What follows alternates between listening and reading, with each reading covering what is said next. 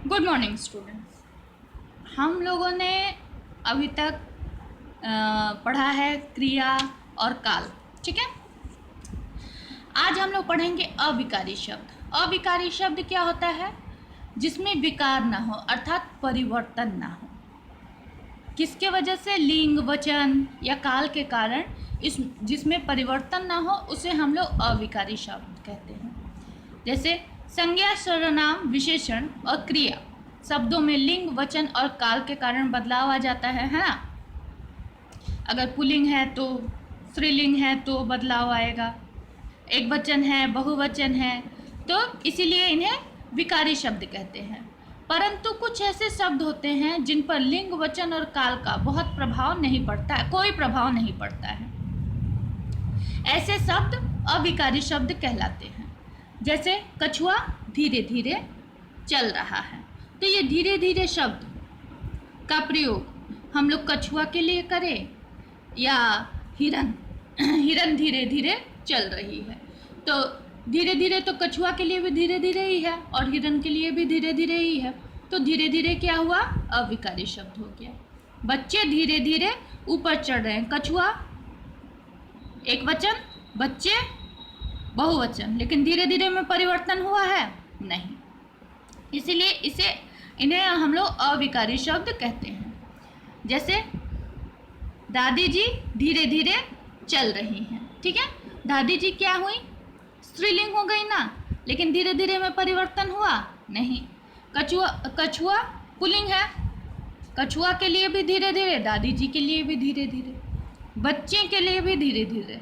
और अगर हम लोग कहें बच्चा धीरे धीरे ऊपर चढ़ रहा है, तो एक वचन बच्चा, उसके लिए भी धीरे धीरे का प्रयोग करेंगे तो उसमें कोई परिवर्तन नहीं होगा। ठीक है, तो क्या परिभाषा हुई अविकारी शब्द की? जिन शब्दों में लिंग, वचन, काल के कारण कोई परिवर्तन नहीं होता है वह अविकारी शब्द या अव्यय कहलाते हैं। अविकारी शब्द के 4 भेद होते हैं: क्रिया विशेषण, संबंध बोधक, समुच्चय बोधक और विस्मयादि बोधक। ठीक है, क्रिया विशेषण, आज हम लोग क्रिया विशेषण के बारे में पढ़ेंगे। अविकारी शब्द के पहले भेद। ठीक है, विशेषण किसे कहते हैं?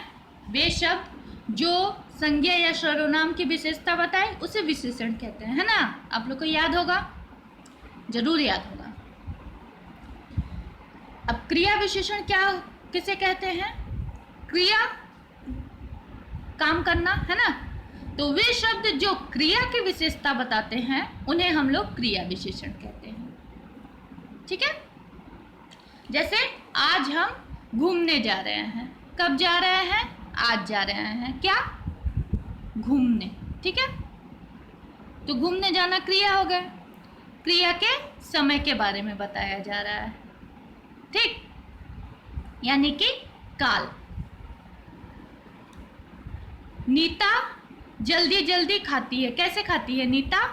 खाना क्या हुआ? क्रिया हो गया, अर्थात नीता के क्रिया के बारे में बताया जा रहा है। नीता कैसे खाती है? जल्दी जल्दी, मतलब उसके खाने का तरीका। ठीक है, सोनू बाहर जा रहा है। सोनू क्या कर रहा है? जा रहा है। क्या काम कर रहा है? जाने का काम कर रहा है। कहाँ जा रहा है? बाहर, अर्थात सोनू के क्रिया के जगह के बारे में बताया जा रहा है ना।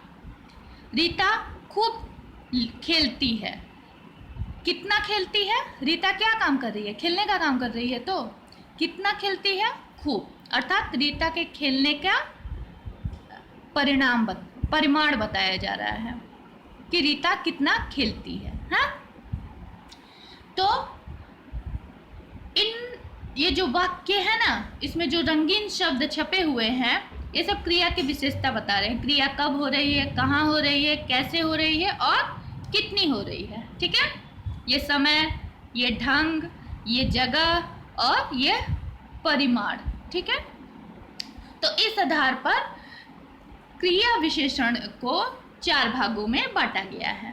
कालवाचक, देखिए समय, काल, स्थानवाचक, जगह, रीतिवाचक, ढंग, क्रिया कैसे हो रही है, और परिमाणवाचक, अर्थात क्रिया कितने मात्रा में, कम है, ज़्यादा है, अधिक है, थोड़ा है। तो कालवाचक क्रिया विशेषण क्रिया के समय के बारे में जो शब्द हमें बताते हैं अर्थात बताने वाले शब्द को कालवाचक क्रिया विशेषण कहते हैं, जैसे आज, कल, परसों, अभी, सदा, तब, जब आदि। स्थानवाचक क्रिया के होने के स्थान के विषय में बताने वाले शब्द, जैसे ऊपर, नीचे, अंदर, बाहर, इधर, उधर, दूर, पास, दाएं, बाएं, अर्थात क्रिया कहाँ हो रही है। रीतिवाचक क्रिया के होने के ढंग के बारे में जो शब्द हमें बोध कराते हैं वह रीतिवाचक क्रिया विशेषण कहलाते हैं, जैसे धीरे धीरे, तेज, शांतिपूर्वक, ध्यानपूर्वक, रोते रोते आदि। अर्थात क्रिया किस तरीके से हो रही है वे शब्द रीतिवाचक क्रिया विशेषण कहलाते हैं। परिमाणवाचक क्रिया की मात्रा का बोध कराने वाले शब्द, अर्थात क्रिया कितने मात्रा में हो रही है, ज़्यादा है, कम है, काफ़ी, खूब, बहुत, लगभग, इतना, उतना आदि। ठीक है। तो अविकारी शब्दों पर लिंग, वचन, काल का प्रभाव नहीं पड़ता। अविकारी शब्द 4 प्रकार के होते हैं: क्रिया विशेषण, संबंध बोधक, समुच्चय बोधक, विस्मयादि बोधक। क्रिया की विशेषता बताने वाले शब्द क्रिया विशेषण कहलाते हैं और क्रिया विशेषण को 4 भागों में बांटा गया है।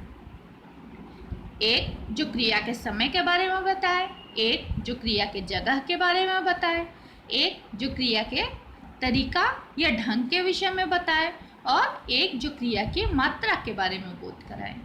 ठीक है। उम्मीद करती हूँ आप लोगों को समझ में आ गया होगा क्रिया विशेषण और क्रिया विशेषण के भेद। ये वर्कशीट है, आप लोग पहले वीडियो देखिएगा, अच्छे से समझिएगा, उसके बाद तब इस वर्कशीट को अपने कॉपी में लिखिएगा और उसके बाद इसको सॉल्व करिएगा। ठीक है। धन्यवाद।